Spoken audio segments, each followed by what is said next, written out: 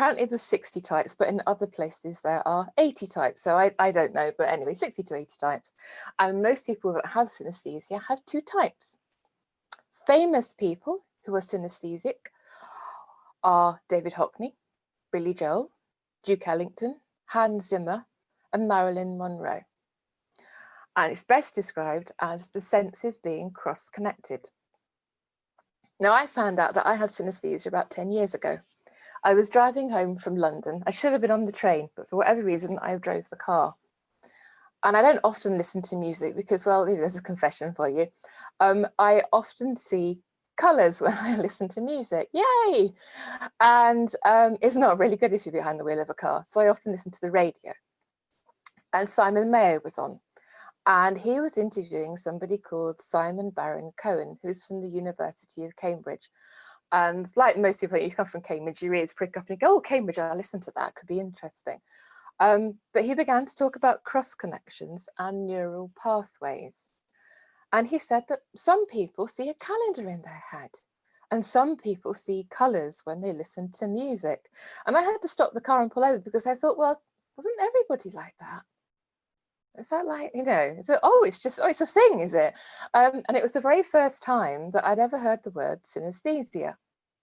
Now, Baron Cohen, his research has suggested that synaesthesia is from an abundance of neural connections. So usually each of the senses is assigned to separate parts of your brain, so touch wherever they are. I don't know much about the brain, I have one, but you know, it's obviously slightly different. But with limited cross communication, so when you touch something, it goes automatically to your neural connection. With synaesthesia, those walls are broken down, so there's more communication amongst the modules. And there are common forms. I'm not going to do all 60 types, don't worry, we're not going that far. We haven't got that long, but there are some common ones that you will probably find. Probably the most common one I think people may have heard of is grapheme colour synaesthesia. And that's when people have an association with written letters. So if you've got some alphabet letters on your fridge, and I don't know, say the A is in red or something like that, that could really upset someone with grapheme colour synaesthesia, because their A might be blue, but someone else with it, their A may also be blue, but it might not be the same colour blue. And it's, I don't think, from research I've recently looked at, I don't think there's any evidence of anyone with grapheme colour synaesthesia having the same colour letters as somebody else with the same condition. Phenomenon, we're going to call it a phenomenon, there we go. So that's grapheme colour. There's also another condition related to letters, which I find is quite strange, but apparently it's a thing. And that is that people will actually assign genders or personalities to letters or numbers. They may even identify that there are relationships as well, or moods with letters. They might perceive 9 to be very bossy or 3 to be very cute, you know. So that's another one. That's ordinal linguistic personification, synaesthesia. Quite glad I don't have that because that's quite a lot. One of the ones that I researched on my master's degree, and my criteria for that was to try and find a way of explaining synaesthesia to people who don't have it through the power of design.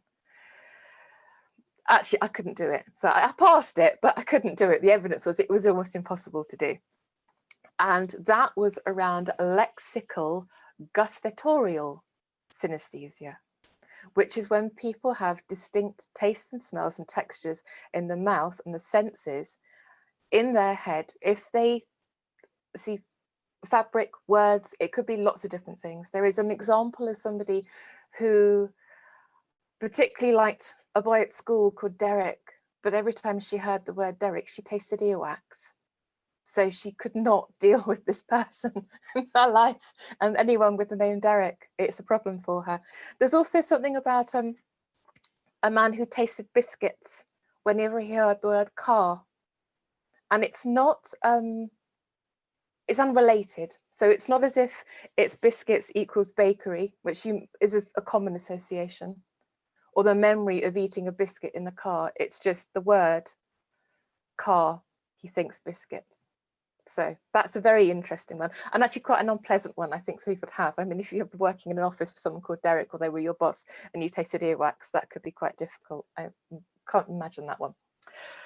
Auditory tactile synaesthesia is touching sounds. So when you hear a sound, it actually activates a perception of a texture as well. And we did some tests, and I couldn't be able to show these to you very well, but there are some tests here of different fabrics as well, and the emotions that they created. So there's things, I'm trying to hold it up to the screen a bit better, and how that all worked, and its reactions, common reactions to, there we go, up a little bit more, to textures. So it's just like a poll of 5 people with touch, audio and tactile synaesthesia, and how they respond to textures. Another condition is pain synaesthesia and mirror touch synaesthesia. So this is me. Okay, so I have, this is the interesting part, and you think, oh, what's she talking about? Mirror touch synaesthesia and pain synaesthesia. So mirror touch synaesthesia is if you watch somebody picking up a glass of water, you feel them picking up the same glass of water. Your neurons kind of grab for that too. There are types of pain synaesthesia. So one is around a short, sharp pain or a long-lasting chronic pain. Someone who's synaesthesia bumps their foot, for example, they may have a spark or something like that. For me, it's mirror touch synaesthesia, particularly associated with my husband, or anyone that I share a house with is particularly in close contact with me. It's kind of weird. So often you see someone else in pain, you can feel that pain too. It's also quite funny if I watch any kind of film that's got kind of like horror or something in it. I do not know what it's like to be strangled, but I can't watch it because I can feel the tightening around here, and I have no real way of over controlling that. So I don't watch horror movies. And when my husband came off his motorbike and he had quite a bad injury to his arm, I actually couldn't cope with that because my arm started hurting and it ached all the time until it got better. So there's all sorts of weird things around that. Could go on quite a lot with that one. Chromesthesia is seeing sounds in colours. And this is a form of synaesthesia where you may see a colour associated to any sound. It could be anything from sound of birds singing. It could be domestic appliances. It could be particular types of music. So for me, there's certain types of classical music where I can hear or see lots of colour. I don't see it in front of me, it's just there around, like an aura, I suppose it would be. So I don't tend to listen to music very often in the car. It's not a good thing to do. But it can be different as well, in the sense that people can actually have movement or perception of movement with music or with sounds, luminance, smells and tastes as well. And again, it's that cross wiring of those senses that people have. So I'm going to ask you to do something now, and that is to try with me to see if you can find if you've got calendar or spatial sequencing synaesthesia, because this is the big one that I have that is constant in my life all the time. And I'd like you to close your eyes, if you would. And I'd like you to imagine yourself standing on a great big oval shape, huge big oval shape, big as you like. And if you imagine it as being an elongated shape, an oval shape, like a clock, and you're standing somewhere around 6 o'clock, and right up ahead of you is 12. And I want you to kind of shuffle yourself along towards where 5 o'clock might be. I'd then like you to forget all about the numbers that I've mentioned, because they're just for positioning on this oval. Where you're standing at 5 is January. Where 6 o'clock was December 2020. And just up ahead of you, somewhere around 4 o'clock-ish, it's February. And down below your feet, there are stepping stones. And we are on Friday, which is a green stepping stone in my world. There's a sliver of yellow on it, which indicates that I had somewhere to be today at 1 o'clock, and here I am, because I know yellow means there's something in my diary. Tomorrow, Saturday and Sunday, are a bit grey and murky, not much going on, but they're slightly bigger shapes, bigger squares. And that's because they're the weekend. And right now, in the middle of a pandemic, they've been like that forever. They've been like that since March, actually, my grey weekend squares, because nothing's happened. Beyond that, it's a smaller shape, and that's Monday, and that's blue. Tuesday is pink, and I've got a little sliver of yellow on that because I've got to remember that we have our drive event on that particular day. We've got the water cooler. There's also a couple of other bits going on. Again, lots of slivers of yellow on Tuesday. Wednesday is orange. Definitely orange. Bit murky orange, but it's an orange. And Thursdays are a little bit of a kind of a teal colour. And that repeats 52 times. But each month has a different colour. And January has a very pale, wintry yellow. You can open your eyes now. So that was me trying to explain to you what it's like to live with calendar synaesthesia.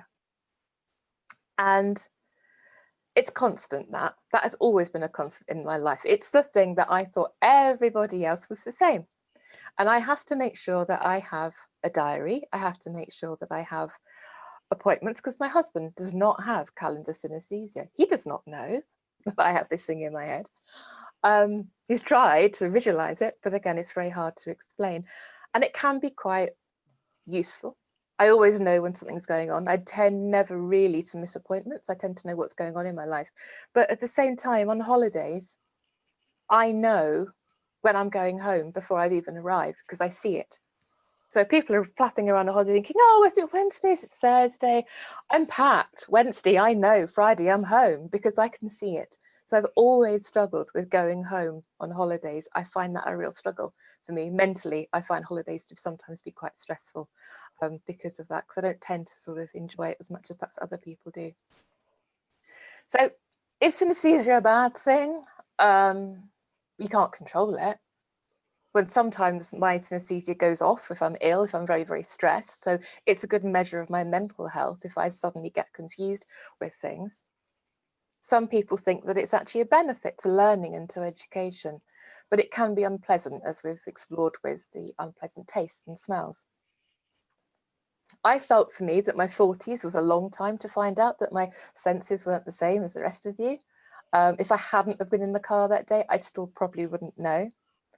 But I think if we asked ourselves how we solve problems, how we get the right word when we're writing a blog post, or if we're in an essay, or we're having to put something together like a maths problem. If we asked, perhaps, what does it feel like? Does it sound like? What does it look like? I think it could be a huge benefit to learning and to education for children and to adults, and perhaps a really different way to look at our amazing minds. And that is a talk on synaesthesia.